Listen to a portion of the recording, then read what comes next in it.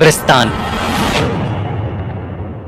हर religion में death के बाद शरीर को विदा करने के अलग अलग तरीके होते हैं। हिंदू बॉडी को जलाकर अंतिम संस्कार करते हैं, वहीं क्रिश्चियंस और मुस्लिम कब्र बनाते हैं और जहां कब्रें होती हैं उस जगह को कब्रिस्तान कहा जाता है। हम बचपन से ही कब्रिस्तान से जुड़ी कई डरावनी कहानियां सुनते आए हैं। ऐसा माना जाता है कि आत्माएं शरीर तो छोड़ देती हैं, पर कभी कभी इस दुनिया को नहीं छोड़ती और अक्सर अपने शरीर के पास ही रहने लग जाती हैं। ये कहानी 16 साल के इकबाल की है। इकबाल अपने अब्बू के साथ रहता था। इकबाल के अब्बू एक बीमारी होने के कारण चल फिर नहीं पाते थे, इसलिए छोटी उम्र में ही इकबाल घर संभालने लगा था। इकबाल सड़क पर जूते पॉलिश करके अपना और अपने अब्बू का पेट पालता था। इकबाल के अब्बू की बीमारी इस कदर बढ़ गई थी कि कुछ ही महीनों में उनका देहांत हो गया। इकबाल के पास इतने भी पैसे नहीं थे कि वो अपने अब्बू को अच्छे से विदा कर सके, इसलिए उसने जैसे तैसे करके अपने अब्बू के शरीर को एक कब्रिस्तान में दफन कर दिया। इकबाल ने ये सब भी अकेले ही किया, इसलिए सुबह से कब शाम हो गई और शाम कब रात में बदल गई उसे पता ही नहीं चला। इकबाल अपने अब्बू की मौत से बहुत ही ज्यादा बेबस और अकेला महसूस कर रहा था। उसे समझ नहीं आ रहा था कि आखिर वो अब क्या करेगा। इसी उदास सोच के साथ आंखों में आंसू लिए इकबाल कब्रिस्तान से घर लौटने लगा। लेकिन इकबाल जैसे ही उस कब्रिस्तान के गेट तक पहुंचा, उसे पीछे से किसी ने आवाज लगाई,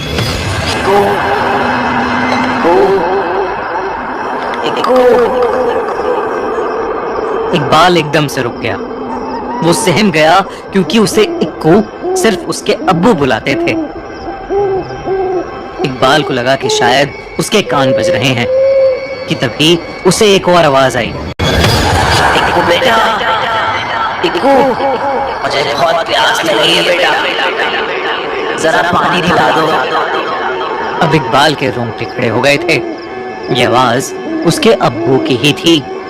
वो पीछे मुड़ा और जोर से चिल्लाया, अब्बू! और उसके सामने बस एक खामोश कब्र थी और कुछ नहीं। इकबाल फिर से चिल्लाया, अब्बू, अब्बू, क्या आप मुझे सुन सकते हैं? पर सामने से कोई आवाज नहीं आई। इकबाल को लगने लगा था कि शायद उसे अपने अब्बू की कुछ ज्यादा ही याद आ रही है और अब्बू की आवाज बस उसके ख्याल हैं और कुछ नहीं। वो अपना मन पक्का करके जैसे ही वापस जाने के लिए मुड़ा तो वो दंग रह गया। कब्रिस्तान से बाहर जाने वाला लोहे का गेट, जो अभी चंद लम्हे पहले तक खुला हुआ था, वो अचानक बंद हो गया था। शायद उस पर कोई ताला डालकर चला गया था और पूरे कब्रिस्तान की बाउंड्री पर बड़े बड़े लोहे के फेंस थे जिन्हें पार कर पाना बहुत ही मुश्किल था। उस कब्रिस्तान से बाहर निकलने का एक दूसरा गेट भी था, पर वो एक दूसरे कोने में था।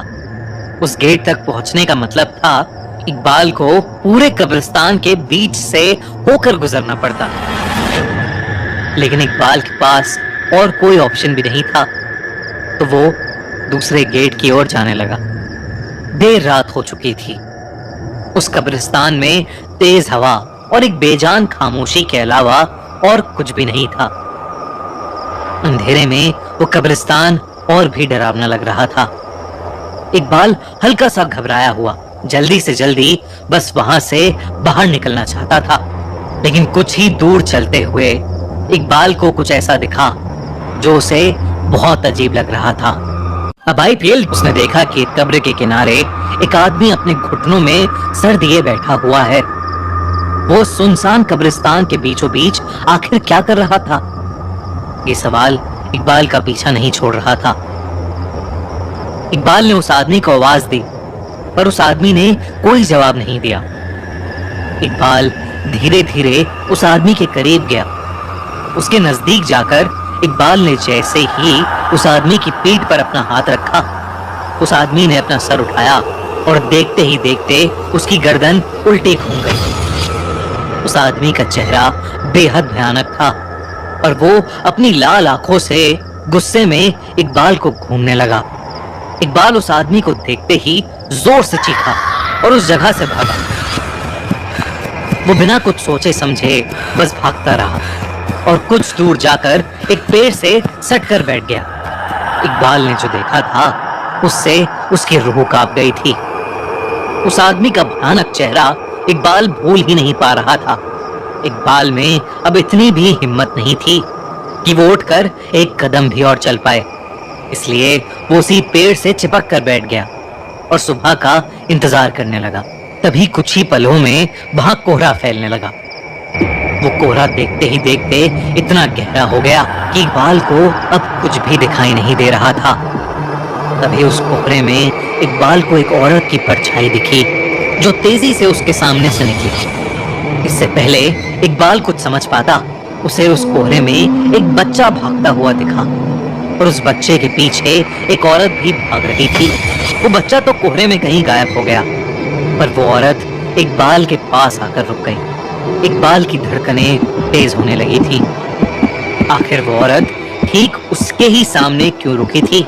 तभी उस औरत के सामने से कोहरा हटा और इकबाल को उस औरत का चेहरा दिखा। ऐसा लग रहा था कि जैसे वो औरत सालों से किसी कब्र में दफन हो और अभी अभी उस कब्र से उठकर वो इकबाल के सामने आ गई हो। वो औरत बेहद भयानक लग रही थी और वो धीरे धीरे इकबाल की तरफ आगे बढ़ रही थी।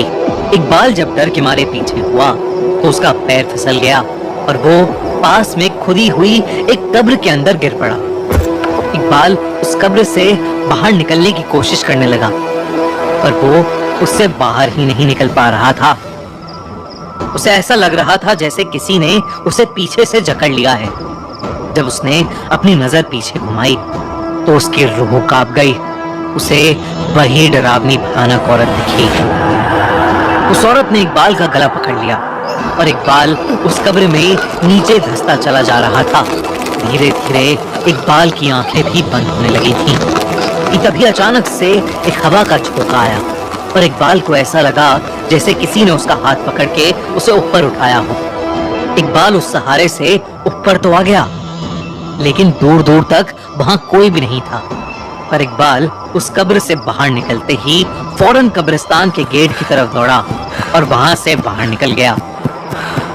बाहर निकलकर इकबाल की आंखों में आंसू आ गए, क्योंकि उसे समझ आ गया था कि जो सहारा उसे अपने हाथों पर महसूस हुआ था वो और कोई नहीं बल्कि उसके अब्बू ही थे। उसके अब्बू ने ही शायद उसकी जान बचाई थी। उस रात के बाद इकबाल को समझ आ गया कि अगर आपसे प्यार करने वाले लोग किसी वजह से आपसे दूर भी हो जाएं, तब भी वो हमेशा आपका ख्याल रखते हैं। दोस्तों, ईद मुबारक। कैसी लगी आपको ये कहानी? पसंद आई तो इस वीडियो को लाइक करो और अपने फ्रेंड्स और फैमिली के साथ इस ईद पर शेयर करो।